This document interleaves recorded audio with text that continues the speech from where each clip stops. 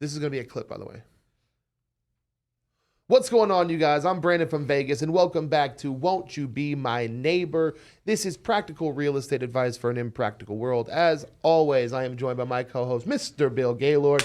We'll get that right Never gonna one get of that. these days. Never. And we got to coordinate that. You know what? Nah, it's more fun if I just keep making mistakes. And on our left hand, we have Alexandra. Do not call her Alexandria. That was bad. Hold on. Let's do it again. There Oh, yeah. There we go. Whoa, that was a I got smack. We nailed that quads shit. into that one. Yeah. If you're listening on Spotify, you heard that slap. That is a great high five being had. Guys, before we get into the topic of the day, it's freaking cold in Las Vegas, and I don't like it. You know what? I I don't like love it. You love it. It's because of Why the do you outfits. love it? It's the cute weather outfits. I agree with you on that. I do like... Do you think I look cute? Is this a cute? I wouldn't say that's a warm weather outfit. Okay. You get away with, like, I golf on the weekends kind of look, so you Yeah. kind of That's can the vibe slide- I Like Yeah, you're that's on the your way vibe. out to go golf. Yeah, Okay. yeah, 100%. Okay. So for you, this could be like a fall outfit for you, Yeah. Yeah, right? you're Like, right. For us, winter is a completely different Different. transformation. Right. Well, you came in with your whole scarf and Oh, your yeah. It hoodie was up, pretty and pretty. you Oh, yeah. looked like you were freezing, I miserable. was freezing. I woke up to ice on my windows like I'm some goddamn Ice? Nebraskan. Like this was not On your car? on my car. Ooh. I had to literally scrape ice off my window before I got here. Were you Brandon, where next are to you a from? sprinkler? No, it drizzled in Henderson. So where are you you're right. originally from? Here, You're born and raised Vegas. Yes. Oh, so this is not new. I mean, no, this is colder than it's ever been in my entire life. This is not real I life for me. love it. What? 2008, the great snow blizzard of Las Vegas. Man, no one remembers that shit. I want today to be the coldest day ever, and I'm not Yeah. going to take any arguments, okay? This is the coldest day of my life, and I'm going to live with that. I needed a snowplow. No, seriously, it was ridiculous. And what's crazy is so many people move here to escape the cold weather, and like recently we've had the coldest winters I can imagine. It's very humorous. If you moved here from California, I'm sorry. This was bad timing. Yeah. I have a funny story about my husband. Oh, do tell. When we were dating, we decided to come to Vegas between Christmas and New Year's. And I'm packing and I'm wearing, my scarves and my hats and my leggings. And he's packing like he's going to go to the pool parties. And he has his trunks, his swim trunks and his shorts and his short sleeve golf shirts, thinking he's going to golf while he's here. Sure. And it's 39 degrees out. And he starts borrowing my stuff and he's like, "Aren't you being dramatic like with what you're packing?" So I understand. I don't think he How understood. long or He's how not very smart, huh? No, your husband sounds like an idiot. How long did it take for you to give him the I was right face? Like, was it instantaneous? Did you give When him he like, started borrowing my clothes. Okay, and what's your I was right face? What does it look like? Is it one of those like pursed lips, like eye roll? Yeah, like, I'm glad I didn't have that look. yeah. I mean, To kick off our episode today, guys, Yes. because again, I feel sorry for people who are moving here, but we do need to give advice to those who are. So to kick off our episode, we have Bill Gaylord, stat of the day. I'm working on the jingle, guys. Bill, can you deliver the stat of the day that you gave me last night that blew my mind? Stat of the day. Home sales were down overall in terms of the number of sales, but guess what? Home values went up 5.9% in Las Vegas. that's incredible. So home sales in 2022 over 35,000, like 35,500. In 2023, they went down to 29,000 down in sales volume, but sale prices up 5.9%. So a lot of people don't know how insane that is. The average American home, that means you can take houses in the suburbs, houses in higher socioeconomic areas. You can name it, match it. The average American home gains 5% equity. That's the average, 5, right? Over a 5-year period. We gained 6% equity in one of our down years in Las Vegas. That's incredible. That's incredible. It's incredible. And that's the subject of our topic today. People still harbor this 2008 housing crash view of the world. This idea that every 10 years or every 15 years, the housing market's going to plummet to the point where, and it's what I call hope trafficking. They're trafficking in the hope that something magically happens, even though there's no evidence to support this belief. right? Right. You see this a lot from your side. So where do you find people hope trafficking the most? Is it wishing for another crash? Yeah, I see it all the time. They talk about, oh, the values are too high. They're going to come down. This is a real estate cycle, and there's always a real estate cycle, and the cycle changes, and then they're going to crash, and then they're going to go back up. And real estate is basically completely dependent on data. So 2008 is where I think people have this very much like, whoa, it's going to be the same thing as 2008. 2008, there was a lot of stuff that happened that had nothing to do with what's going on right now. Yeah. Completely different. So I see it just basically them saying values are too high, cycles are happening, values are going to go down, and then we're going to buy when the values go down. Bill, I have a question for you. The people that are thinking back to 2008 that you're talking to, what age group are they in? Because we have a lot of people now that were, maybe 20 years old in 2008, and they didn't really feel the effects yet because they just hadn't had enough life experience. So who now is thinking?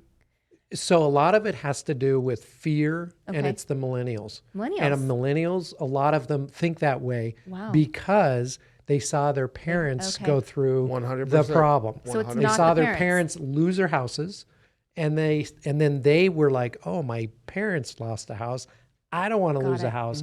So there's a lot of fear that happened with the millennial because the millennials, if you think about it, they're coming of age. They are now at a peak buying time period for first-time home buyers, around 34, 33, 35 years old. They're all at that peak right now.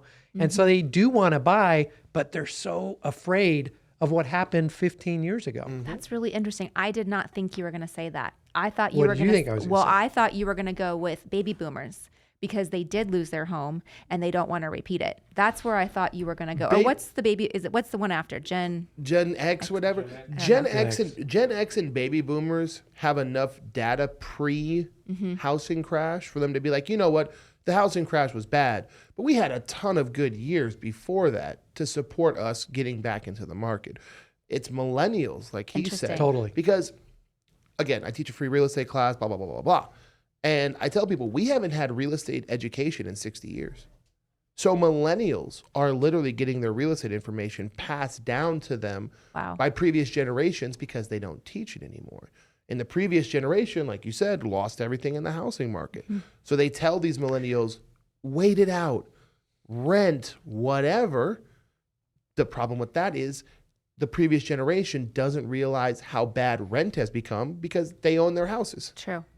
right? Right. So millennials are caught in this trap where the only information they have come from people who already own homes but are scared to tell them to buy more of them. Yeah. You know, Yeah. Me thinking back now when I was in real estate in that time and selling new homes in 2005, 2006, 2000, the whole time. And I can remember people buying homes and I would send it to my lender to get pre-qualified and they'd say they're qualified. And I would think, that's interesting. if you had a pulse. Right, you had a pulse. And so as I'm thinking through this now, as we're all talking, potentially the millennials didn't see that their parents were overextending their budget. They were over their debt to income ratios. They didn't understand that there is a ratio on how we need to allocate our dollars. This amount goes to food, this amount goes to utilities, this amount goes, and they probably never saw that. And that could have been a good reason that supports your answer, Bill. Yeah, and the interesting thing too, a lot of people in Las Vegas itself, I mean, the whole market got crushed. Vegas in particular, values went down 60%. But some people where the values went down 60%, they could still afford their mortgage payment, but they looked at the loss of equity and they decided, I'm going to short sell, I'm going to get out. And so it was kind of interesting where they should have waited. I mean, it's now higher, but it's just an interesting market. But ultimately, and this is why I wanted to start with your stat of the day, because I think I'm a big fan of the phrase, facts don't care about your feelings. And when we make these videos, we make these podcasts, what we get a lot is people's feelings. They Emotions. hope something's happening. Yep. They are afraid something's going to happen. But whenever we ask them, okay, what data do you have to support this? Well, someone told me once upon a time, my Uncle Joe said this, and it's like, okay, well, here's the literal facts. Las Vegas had one of its worst years in terms of sales, and we still made more money than the average. What the hell do you guys think is going to happen when Las Vegas has a good year? If interest rates keep dropping, okay, we have a piece of paper in front of us right now that Bill printed out for me, okay? So I want you all to know I'm not just making this stuff up. Bill, made it up. Bill provides stats, okay? That's my stats. Bill provides stats for these episodes. So anybody worrying about the data, I got it. I if did you ask need Bill. data, I'm a nerd on that. Call me. I'll go through all that stuff. Yeah. I was reading it this morning and I looked at Bill. I go, who wrote this? I didn't think he wrote it. I can write. I can didn't know actually that. write. yes, a lot of people want to know our data. Bill's our data man. I'm just the pretty face who repeats Bill's data in a way that I think millennials can understand, right? So Bill's data here says he has a $400,000 loan at the last year's interest rate of 8%, right? And your principal and interest, $29.35. If we took that same house and the rates dropped to 6% flat, the amount you can loan goes up by $90,000. This is what people need to understand. The amount loaned goes up $90,000. So housing prices don't go up $5,000, $10,000. They go up $90,000 because if you give people $500,000, they're going to spend $500,000. Yeah, and the other thing that we've talked about in the past, when rates drop 1%, right, that can bring in 3.5 to 5 million home buyers back into the marketplace from an affordability standpoint. That shows it. If it drops 2%, right, that could be upwards of 9 million people that are coming back into the marketplace saying, oh, I can buy a house right now. And that's more competition that's coming in to compete with the others. And right now, values are maybe they're not going like this. They're flat right now. Yeah. When's the best time to buy a winter jacket? You've when used it's this a warm lot of outside, times. when it's In warm. July. When it's absolutely the In dead July. heat of summer. I actually have a segment that I want to. Now nobody's prepared for this, right? I'm Okay, literally. I have no want idea you to where know. you're going with so this. Bill, Yes. give me a second Okay. because I want to focus. I want to focus on Alexandra here. do Okay, Alexandra. Yes. When I say this, right, it comes off wrong. So we needed a woman in the room. Okay. I'm ready. I'm going to explain what Bill is saying to you guys. We're from Vegas, so I'm going to explain what Bill is saying in terms of interest rates like a Las Vegas nightclub. Okay? Are you guys ready? All right, here we go. I can't wait. Okay, so Alexandra, you walk into a nightclub, right, or a bar, Like excess? or like Excess. You walk into Okay. Excess, okay? I'm ready. Or any bar on a weekend. Okay. And you walk in, and it's 90%. Now, this is when I know you're a married woman now. I know But you're a let's married be woman trying- now. I'm Let's- 25. Let's move the clock back. Okay. You're 25 years old. You're walking to a nightclub, and it's 90% women, 10% men, or 80% women, 20% men. It's ladies' night. How are you going to behave in that situation? Or how are women going to behave in that situation? Oh, they're going to be, well, if they're looking for a man, they're going to be aggressive. Going to be aggressive, They're going right? to be aggressive. They're willing to lower their standards a little bit. Oh, maybe absolutely. maybe they got dressed that night and they're like, I want a 6'6" basketball player with $1 million. Right. And they walk in and they see there's only 20% dudes and like, maybe I'll take a 6-foot dude with a pretty decent job, right? Right, Like, the standards come down. right? Absolutely. Now, same. And you're having to buy your own drink. You have to buy your own drink, or maybe you even have to buy that Right. dude a drink, ladies' right? Right. Because Well, it's ladies' night. Yeah. Buy your own drink on I ladies' night. Yeah, Don't it doesn't ever make sense. plan on buying my own drink still Yeah. at this point. Sure, but if there's 80 girls in a bar and only Yeah. 20 dudes, those dudes can't buy drinks for every girl, everybody. right? No. It don't work that way. Now take the same situation, same bar, same nightclub. You walk in the door and there's 80% dudes and 20% girls. Now how are you going to behave? Oh, I have the buyer's market here. You have the buyer's market, right? I am checking it all out. Right? I'm gonna do a little loop. I may do a few loops.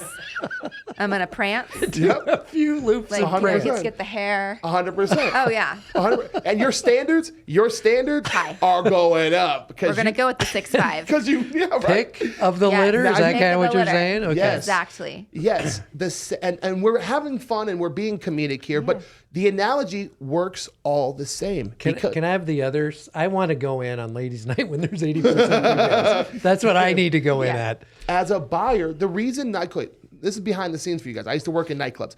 The reason nightclubs do ladies' night is because it creates what's called the shark effect, in which the person who is typically the hunter is now forced to kind of chase, right? And it gets women to compete for men's attention instead of the opposite. And it creates a really good environment. That's what Bill is talking about, you guys. Every time the rate goes down, more buyers hit the market. That's more guys in the nightclub. The more guys that are in the nightclub, the less that sellers have to give you guys a deal. Their standards start to go up because they have way more options. And they can ask for more. They can say, well, I don't know if I like your loan, or I don't know if well, this person's going to offer 30% down. This person's going to offer cash. This person's not, all these other things 100%. that they can start to be picky. I've seen it. The house is $450,000. My client wants it. Another person offers $450,000. What happens is now you're getting competitive over the house. Now it's two guys fighting over one girl. So she might have been cute before, but once Now two guys she's start really fighting cute. over her, now she's the prettiest girl who's ever lived, and I have to get her, right? And so the house is $450,000, but now we're competing. So my client's like, well, F that guy. I'll offer $470,000. He's not going to outbid me. And instead of bidding on a house, you're now trying to beat the other person. This is what happens when loans go from $400,000 to $489,000. They have room to work with. They have more room to work with. I don't know shit about shit, but I can tell you one thing. If you give people more money, they will spend more money. That is the one thing I can guarantee you about our entire species, right? And so people sitting around waiting and thinking, oh my God, the rates are going to go down. I'll have more money to spend. Yeah, everyone else will have more money to spend too. And you're going to wait in line. And you're going to be waiting in line at that nightclub. You're 100%. not getting in right away. Nope, and it's $100 for dudes to get in. Yep. All right? And it's $100 for dudes to get in. And you better wear pants, and you better wear closed-toed shoes, and you better no shorts. Because if in that situation, where it's a bunch of girls and it's a few girls and a bunch of guys, those guys have to do something nice for them. They have to present them some sort of gift, Absolutely. right? Some sort of trinket for their nest. They have to give those girls something. I don't know about all this stuff. A trinket for the I nest. haven't been in that world. Oh, so I don't know what that world is. is. That's why I said it's going to be a me and Alex segment, right? Right. We've had to live this life, right? Right. I was single a long time before I got married. Girl, I was single a long time before I got married too. Trust me, that nightclub life was crazy. I saw girls come in on ladies' night with their standards down here, and they'd come in the right next night on dude night, and standards would be. I'm like, how could your standards shift so? Like, I'm a simple person, right? I'm like a 5, so my best hope was to attract someone who was like a 6 or a 7. Right? And my standards never changed no matter how many people were in the nightclub. I'm a 5, I'm chasing a 6 or 7. That's just how it is all the time. I would watch a girl go from chasing 6s to chasing 10s. And I said, oh my God, y'all have range like that. It's baffling. Right. I always wished I could be in that. I never was. No? No. Never was. You would have killed it though. You definitely have I don't know like rich, sophisticated dude look. Girls the golfer look. Yeah, girls could sense It's it on the you. golfer look. Yeah, Golfer look. You wear polos with your own face on them. Like girls can see that kind of stuff, right? They're gonna be like, who's on your shirt? Oh, you wear your own clothing? Oh, this guy. Look at you. You got your own. Speaking of, and we need some merch over here. Speaking of, God, you should wear that to excess. No. You know what? You should. And they go, that is Brandon. I do not want that kind of attention anymore. Yeah. Do you have an animal fact of the day for us? I was thinking about that. Okay, drop it on Okay, I me. was thinking about that. I can't wait for this So one. speaking of standards, speaking of the man having to kind of, impress the woman, impress the lady. This also happens in the animal kingdom. I don't. I mean, we I don't doubt it. have the antlers, the bigger your antlers, that's important. But I'm going to talk today about penguins because this morning my son, he was waddling and he goes, "Mommy, I'm a penguin." And I was like, oh, okay, I love that. Anyways, so the male penguin, yeah, that's how you waddle. So the male penguin will scour the beach, looking at the most perfect stone he can find. And it has to be a smooth stone, and he'll find it and he'll bring it to his lady penguin. And if she accepts the stone, then she'll put it in the nest. Are you telling me? Does that mean like that's an engagement ring? Is that kind So of what that that's is? the engagement ring. Okay. Yeah, The stone, a smooth stone. Female penguins you know that, are Brandon? important about it. Hey, that the stone matters. The rock is A important. stone, actually a stone on a finger. Yes, for us matters ladies, that's important. For all ladies. But I Not just not just penguins. penguins, and not just me. Do the female penguins ever reject the rock I because think it's they not do. it's not big enough and I think shiny they enough? do. I think they do. Do they ever tell the male penguin he needs to go Find another better rocks? Go find a better rock, or maybe maybe it's ladies' Or night. maybe he needs maybe to, it's- maybe he it's- needs to go for a 4. I already got you five. know? I already got 5 rocks. Yeah. You need to- Yeah, he's like sandbagging them. Like, well, try this one. Does this work? So what we've learned Oh today, my what we've God. learned today of women of all species like Like dumb shiny rocks. rocks. Okay. But in all seriousness, because last week we were talking about, don't buy the shoes that are $3,500. Get if a man wants to buy you a $10,000 handbag, let's look at maybe a $10,000 down payment with an FHA loan. So let's look at putting our money where it's going to be best for you. Now, again, I have a shiny question rocks for you. are important. Do you think a guy could actually convince the woman that the house is just as good as a rock I do. on your finger? You do. I do. I think because with my husband, I did that. You did what? Well, my husband and I, when we were first engaged or first getting married, we talked about buying a home, and I said there's a certain ring I would like, and he said, well, I think we should get the home first. Oh. Man, your husband, at a first smart guy. at first he sounded like a dum-dum with the cold thing. With the But now, the temperature thing, but as far as so I do think that's important if we look at it and say, okay, here's our money, how do we want to spend it, and Yeah. putting the money into a home is always going to be a better idea. It doesn't mean that you should not get a ring, absolutely not. sure. Don't forgo that, ladies. You can put Maybe an addendum delay in the ring. You can Addendum put to an the addendum in the contract. contract that says, after the home inflates by 6%, we can take that cash out and buy the ring. You are a professional marriage person. she's doing contracts like Yeah. NBA deals. Right. Once the house hits 6% equity, I expect an elevation in my Yes, ring to this. absolutely. Well, so if you buy a $500,000 Well, house, hold on. The producer got something. You got to get Yes. the Infinity Stones. Infinity yeah, right. Stone. Okay. Oh my I love that. gosh. I want to try to summarize because we try to give as much information in 30 minutes as we can, right? So I'd like to deliver a quick summary, and I'd like for you to do this one, Bill, because people need to hear this from a financial perspective, right?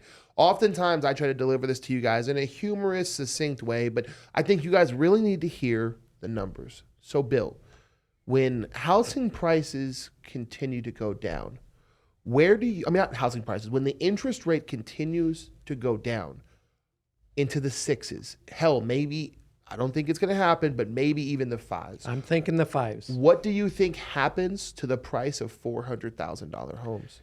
The price of the $400,000 homes, they're going to go up. And it's just a matter of more people being able to afford that type of a house, which then leads to competition, that leads to multiple offers, that leads to paying more for the house. But they can't afford it because the rate went down. What do you think they're going to go up to? My opinion, I think they're going to go up as probably, in my opinion, up to 10%. 10%. Wow. So about $40,000, $50,000. I do. So In 1 year, like you're saying this year, 2024. I think that they could go up. There's a lot of predictions out there, a lot of the NARs and the MBS highways and all these that are talking NAR is about National Association of Realtors. Realtors, yep, and that they're going to go up between 3 to 6%. Wow. And I think certain markets will go higher than that if the rates drop into the high 5s. And so what you're saying that happens is when the rates drop, it's no longer a buyer's market. No It is longer a a buyer. It seller's is a market. seller's market. In fact, Las Vegas Pitch yesterday, you're familiar with Las Vegas Pitch. We had 20 agents in there, and there were 3 of them that said, I had multiple offers on my listings Wow. already. Yep. Already And starting. it's already starting. it's coming. You guys, it's coming. It's coming. It's coming. We are seeing the appraisals from behind the scenes. Houses are appraising above what we're offering. We're seeing multiple offers already start to come in. We're already starting to see prices go up, you guys. When we come on this show and we try to educate you guys on who's going to buy in 2024, the answer, as always, is people who are smart and know what they're doing. And you don't want to be left behind in this fact. So, Brandon, what should somebody do right now if they are sitting here listening, or maybe they're jogging, whatever they're doing, listening to us, and they are wanting to buy? What would you tell them to do right now? Contact this guy next to me immediately.